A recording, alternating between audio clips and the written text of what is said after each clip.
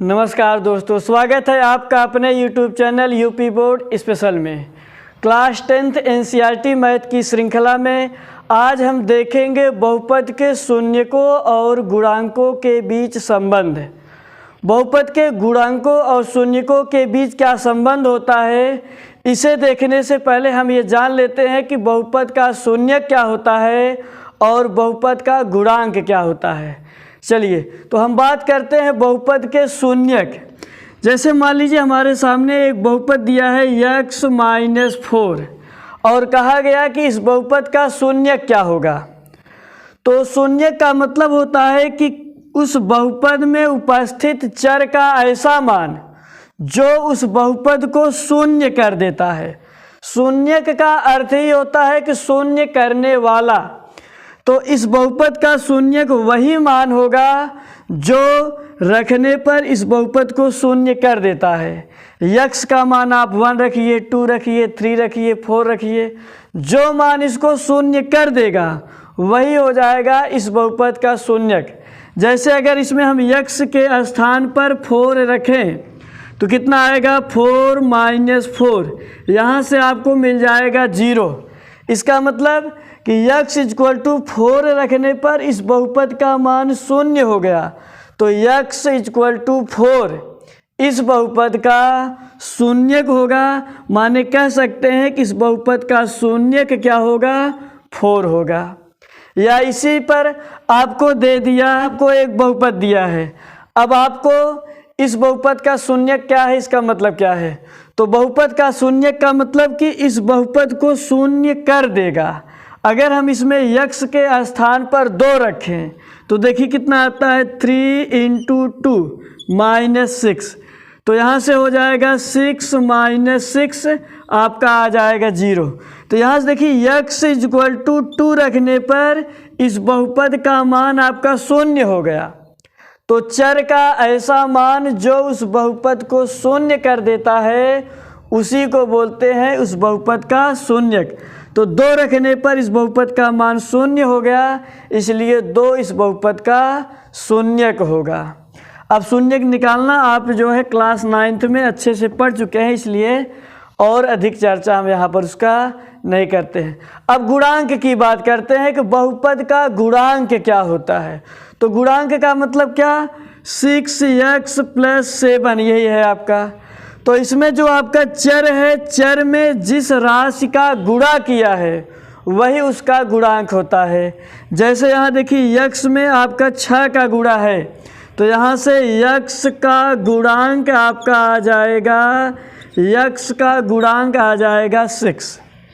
यही आपका 6 इस बहुपद का गुणांक होगा। अब हम बात करते हैं किसी बहुपद के कितने शून्यक हो सकते हैं, शून्यकों की संख्या। तो देखिए जो जितना घात का बहुपद होगा उतना ही शून्यक उसका प्राप्त होगा। इसका मतलब कि अगर कोई रैखिक बहुपद है तो उसका केवल 1 शून्यक होगा। अगर कोई द्विघात बहुपद है तो उसका 2 शून्यक होगा। अगर कोई त्रिघात बहुपद है तो उसका 3 शून्यक होगा। जैसे यहाँ लिख दिए x - 2, इसके शून्यकों की संख्या कितना होगा। तो चूंकि ये आपका एक रैखिक बहुपद है इसलिए इसका केवल 1 शून्यक होगा।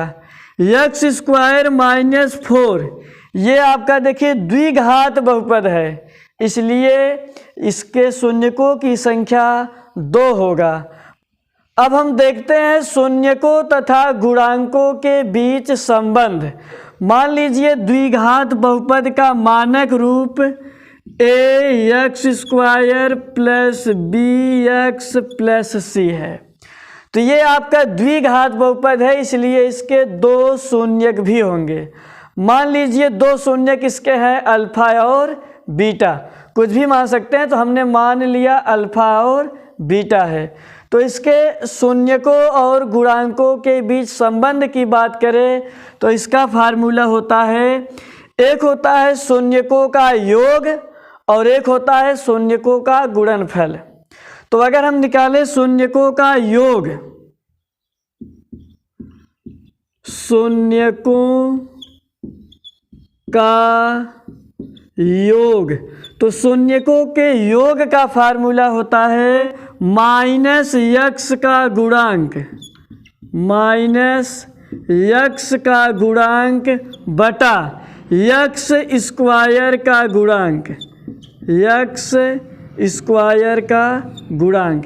ये होता है शून्यकों के योग का। शून्यकों का योग इक्वल टू माइनस यक्स का गुणांक अपान यक्स स्क्वायर का गुणांक। अगर हम शून्यक को मान लिए हैं कि एक शून्यक अल्फा है और दूसरा बीटा, तो इसी को आप सांकेतिक भाषा में लिख सकते हैं alpha plus beta equal to minus x का गुणांक आप देखिए यहाँ से b है अपान यक्स स्क्वायर का गुणांक a है। तो यहाँ से आपका फार्मूला बन जाएगा alpha plus beta equal to minus b upon a। तो ये है आपका शून्यकों का योग। अब हम देखते हैं शून्यकों का गुणनफल।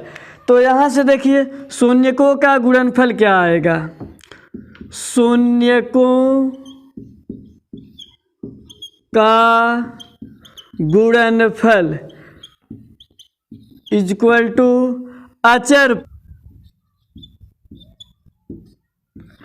अचर पद बटा यक्स स्क्वायर का गुणांक। चलिए इसका मतलब क्या हुआ, शून्यकों का गुणनफल।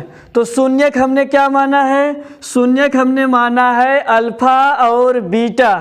तो शून्यकों का गुणनफल अल्फा इंटू बीटा, अचर पद जिसमें आपका चर नहीं है, तो यहाँ से आपका है c अपान यक्स स्क्वायर का गुणांक a। तो आपका सूत्र मिल जाएगा alpha into beta equal to c upon a। तो ये शून्यकों का गुणनफल का सूत्र आपका हो गया। ये तो देखिए आपका द्विघात बहुपद के लिए था। अब हम बात करते हैं त्रिघात बहुपद के लिए। तो ये आपका एक त्रिघात बहुपद है। अब ये त्रिघात बहुपद है तो सीधी सी बात है तीन शून्यक होगा। तो तीन शून्यक हम मान ले रहे हैं अल्फा बीटा और तीसरा आपका गामा है।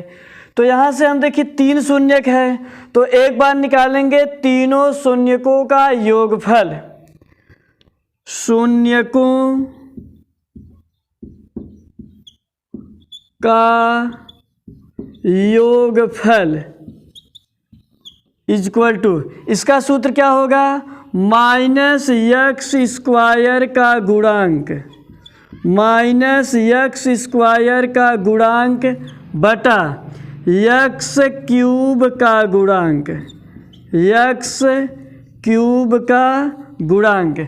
शून्यकों का योगफल बराबर माइनस यक्स स्क्वायर का गुणांक अपान यक्स क्यूब का गुणांक। अब देखिए अगर हम शून्यक अल्फा बीटा और गामा माने हैं तो alpha plus beta plus gamma equal to x square का गुणांक कितना है b, तो हो जाएगा minus b upon x cube का गुणांक कितना है a। तो इसे आप लिख देंगे alpha plus beta plus gamma equal to minus b upon a। तो ये आपका हो जाएगा शून्यकों का योगफल। अब हम आगे देखते हैं शून्यकों के गुणनफल के योगफल का सूत्र। तो देखिए जब दो दो, अगर इसकी हिंदी लिखेंगे थोड़ा बड़ा होगा, तो सीधा आप सांकेतिक भाषा में लिखिए दो दो शून्यकों के गुणनफल का। तो alpha beta plus beta gamma plus gamma alpha equal to, इसका सूत्र होता है c अपान a। c का मतलब यक्स का गुणांक बटे यक्स क्यूब का गुणांक। ये आपका हो जाता है दो दो शून्यकों के गुणनफल के योगफल का सूत्र। अब हम आगे देखेंगे तीनों शून्यकों के गुणनफल का।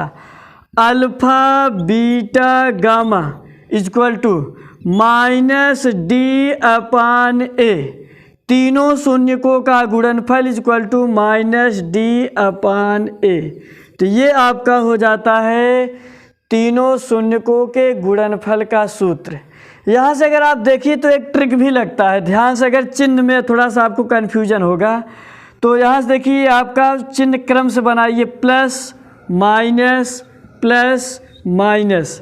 तो यहाँ से देखिए पहला सूत्र आपको क्या बताया, पहला सूत्र बताया गया alpha plus beta plus gamma equal to minus B upon A. मान लीजिए याद नहीं है तो क्या करेंगे, पहला चिन्ह क्रम से रखिए, प्लस माइनस। ध्यान से देखेंगे तो सभी का बटा आपका ए है, तो एक्स क्यूब वाला गुणांक। एक बार हम बी का बटा ए करते हैं, फिर सी का बटा ए करते हैं, फिर डी का बटा ए करते हैं। क्रम से याद रखिए, alpha plus beta plus gamma, तो हम करेंगे बी बटा ए। अब इसका देखिए चिन्ह क्या आ रहा है, प्लस, तो यहाँ आपका क्या लग जाएगा, प्लस। दूसरा आपका जो है इसको देखेंगे तो जब दूसरे पाएंगे तो यहाँ आएंगे, यहाँ देखिए आपका प्लस है तो हो जाएगा सी बटा ए। तीसरा आप देखेंगे तो तीसरे पे यहाँ देखिए माइनस है तो हो जाएगा माइनस डी बटा ए। तो इस प्रकार आप इसको याद कर सकते हैं। तो ये आपका था शून्यकों और गुणांकों के बीच संबंध। इस वीडियो में यहीं तक। अगर ये वीडियो आपको पसंद आया हो तो चैनल को सब्सक्राइब और वीडियो को लाइक ज़रूर करिएगा। मिलते हैं नेक्स्ट वीडियो में, तब तक के लिए जय हिंद जय भारत।